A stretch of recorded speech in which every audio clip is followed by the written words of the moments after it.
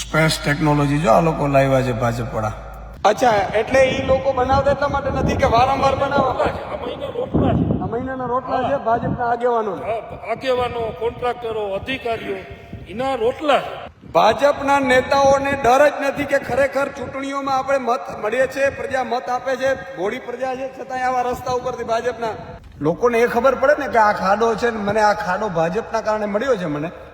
અને આ રસ્તામાં આવા રસ્તામાં 1-1.5 વર્ષથી ચાલીએ છીએ. આમ તો ઘણા વર્ષોથી આપણા ખાડા પડ્યા છે અને છતાંય ભાજપ અહીંયાથી જીત્યું. બોલો, આ તમે વિચારો મિત્રો, આ નવી ટેકનોલોજી છે. આમાં માન લો કે ગાડી છે ને ઊંચી નીચી થાય. આ જો ગાડી આવી રહી છે, ગાડી ઊંચી નીચી થાય અને આ બધા બિચારા ભોગવે છે. જો આપણે જાગૃત નહીં થઈએ ને તો યાદ રાખજો મિત્રો કે આપણે આ ભોગવવું પડશે.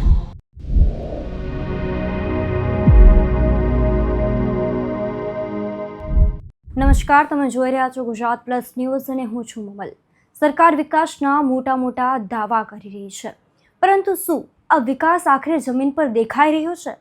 આ સવાલ એટલે ઊભો થાય છે જામખંભાળિયાના આસપાસના ગામડાઓમાં રસ્તાની હાલત સામે આવતા સરકારના દાવાઓ સામે સવાલો ઊભા થઈ રહ્યા છે. રસ્તા પર ઠેર ઠેર ખાડા છે, ડમર ઉખડી ગયો છે અને લોકો માટે અવર જવર મુશ્કેલ બની છે. આ મુદ્દે વિપક્ષના નેતા ઈશુદાન ગઢવીએ ફેસબુક લાઈવ કરીને સરકાર સામે આક્રોશ વ્યક્ત કર્યો છે. તો આખરે બિસ્માર રસ્તાઓને લઈને ઈશુદાન ગઢવીએ વધુ શું કહી રહ્યા છે અને સરકાર સામે કયા સવાલો ઉઠાવી રહ્યા છે, આવો સાંભળીએ.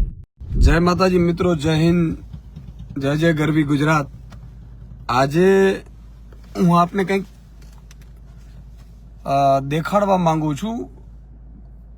સ્પેસ ટેકનોલોજી જો આ લોકો લાવ્યા છે ભાજપ વાળા. આ રોડની જો આ રોડ છે અને રોડના ખાડા જુઓ, બરોબર છે. સહેજ ધીરે ધીરે જવા દો ભાઈ. આ રોડના ખાડા છે, આ રોડના ખાડા છે, બરોબર છે. આપ જોતા હો, આ સ્ટેટ હાઈવે છે, બરોબર છે. કલ્યાણપુર થી ખંભાળિયા જતો આ રસ્તો છે અને આ રસ્તો આટલા ખાડા હોવા છતાંય હમણાં ભાજપ તાલુકા પંચાયત જિલ્લા પંચાયતમાં જીત્યું. ખાલી ખાડા જોઈ લ્યો એટલે તમને મજા આવે. લોકોને એ ખબર પડે ને કે આ ખાડો છે ને મને આ ખાડો ભાજપના કારણે મળ્યો છે મને. તો બીજી વાર એ ખેડૂતો એક નીચે ઉભા રાખો, આ ખાડા ખેડૂતોને નીચે ઉતારીને દેખાડું. મિત્રો, આજે તમને આ રસ્તાના ખાડા જુઓ. આ આખો રસ્તો છે, જુઓ આ રસ્તાના કયો કેટલા છે રામજીભાઈ? આ 42 ગામનો આ રસ્તો છે અને આ રસ્તો છેટ વિરમદળ સુધી આવો નવો છે મિત્રો. આ ખાડા અને આ 42 ગામને જોડતો આ રસ્તો, આ રસ્તામાં 42 ગામ, 2 તાલુકા લાગે છે, કલ્યાણપુર થી ખંભાળિયા સુધી, બરોબર છે. મારું ગામ પણ એની બાજુમાં જ છે. આ મધુપુર ગામ છે, કામાઈ માતાજીનું મંદિર છે, અહીંયા દર્શને ખૂબ આવતા હોય છે લોકો. અને આ રસ્તામાં, આવા રસ્તામાં 1-1.5 વર્ષથી ચાલીએ છીએ. આમ તો ઘણા વર્ષોથી આપણા ખાડા પડ્યા છે અને છતાંય ભાજપ અહીંયાથી જીત્યું. બોલો, તાલુકા જિલ્લા ભાજપ જીતી છે. રામજીભાઈ જો આ ગાડી આવે છે, હવે આ ગાડી વાળો બિચારો જુઓ તમે, આ આટલા ખાડામાં આવે છે અને પાછું છતાંય ભાજપને મત આપશે આ લોકો, બરોબર છે. આ ખાડામાં રામજીભાઈ હું આ રસ્તાની આખી શું પીડા છે? 3 વર્ષથી આ રસ્તો બને છે. હા. વળી ક્યારેક કોઈ સોશિયલ મીડિયાના માધ્યમથી કે કોઈ રજૂઆત કે કઈ કરે એટલે ભાજપના નેતા ડાયરેક્ટ ગ્રુપમાં બધામાં લેટર શેર કરે કે આ ગાંધીનગર ને સંસદ સભ્ય, ધારાસભ્યશ્રીની રજૂઆત છે ને થોડા સમયની અંદર જ આ રસ્તાનું રોડનું કામ ચાલુ થઈ જશે. 42 ગામ અને 2 તાલુકાને જોડતો આ સ્ટેટ હાઈવે છે, RNB ડિપાર્ટમેન્ટમાં આવે છે. અને આમાં લગભગ 20 વાર પેચ વર્ક કરવામાં આવ્યું. પેચ વર્ક કરે એટલે બિલ પાસ થઈ જાય, રોડ પડી જાય. અને આ રસ્તો આપણે કલ્યાણપુરથી કરી અને વિરમદળ સુધી એટલે 30 કિલોમીટર સમથિંગ હાલતમાં છે. સ્પેસ ટેકનોલોજી અચ્છા, આ તમે વિચારો મિત્રો, આ નવી ટેકનોલોજી છે. આમાં માન લો કે ગાડી છે ને ઊંચી નીચી થાય, આ જો ગાડી આવી રહી છે, ગાડી ઊંચી નીચી થાય અને આ બધા બિચારા ભોગવે છે. રામ રામ, કેવો છે રસ્તો? ગાડી બંધ પડી જાય જો આમથી બતાવવા લઈ જો જાજો. જો આ મોવાણ થી આવી રહ્યા છે મારા બધા તો ઓલે વાતો કરી. સંબંધીઓ મિત્રો છે, અને કેવી તકલીફ પડે છે. તકલીફ બહુ પડે હો રસ્તામાં. અને હમણાં બાજુ આ જ રસ્તા ઉપરથી બાજુ ભાઈ લોકો અહીંયાથી નીકળીને પાછા ભાજપને મત આપે, ભાજપને જીતાડ્યા. 43 ગામના ખેડૂતના જે દીકરા દીકરીઓ છે એ ભણવા માટે ખંભાળિયા અને કલ્યાણપુર હાઈસ્કૂલમાં જાય હા. પ્રાઇવેટ બસોમાં, એને કાયમમાં હાલાકી ભોગવવી પડે. આ રસ્તામાં આ બરોબર. ગાડીઓ બંધ થઈ જાય કોઈ હા, બંધ પડી જાય છે ને, ગાડી ના અને લે આ રસ્તામાં ગાડીઓને નુકસાન થાય છે. ગાડીઓને બહુ થાય. આનો રસ્તો તમને શું લાગે છે? આ રસ્તાનો રસ્તો શું લાગે છે? રામ રામ. હાલતી જ નથી આમાં ગાડી. હે, ગાડીઓ આમાં હાલે જ નહીં. આ તો જવું પડે ને જવું પડે. બીજો કોઈ રસ્તો છે? બીજો નથી કોઈ. બીજા આવા જ છે બધા. બધા આવા જ છે. બધા આવા જ છે. હા, તો મિત્રો આ જો આ છકડો રિક્ષો આવે છે. આ છકડો, હા મળી. આ છકડો રિક્ષો પણ જુઓ તમે, બિચારો કેવા રસ્તામાં કેવી તકલીફ પડે છે. બરોબર છે.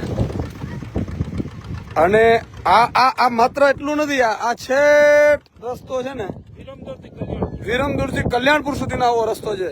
રામભાઈ, અમને રામજીભાઈ આની રજૂઆતો ઘણી વખત થઈ છે. કોઈ તો લગભગ 40 વખત તો મેં 2-3 વાર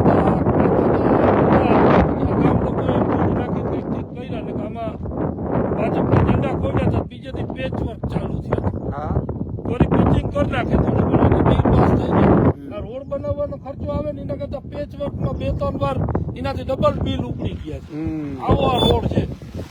અને આવા રસ્તા રાખે ને તો જ નાનો મોટો બિલ વળી આવા પેચ વર્કના કોન્ટ્રાક્ટર એજન્સીમાં ફાળવે ને બધાને કમિશન ને મળે ને બધાને રોજીરોટી હાલી રહે. એ માટે આ રસ્તા રાખે છે. અચ્છા, એટલે ઈ લોકો બનાવતા એટલા માટે નથી કે વારંવાર બનાવવા. રોટલા છે. આ મહિના રોટલા છે. આ મહિનાના રોટલા છે ભાજપના આગેવાનો. હા, આગેવાનો, કોન્ટ્રાક્ટરો, અધિકારીઓ એના રોટલા છે.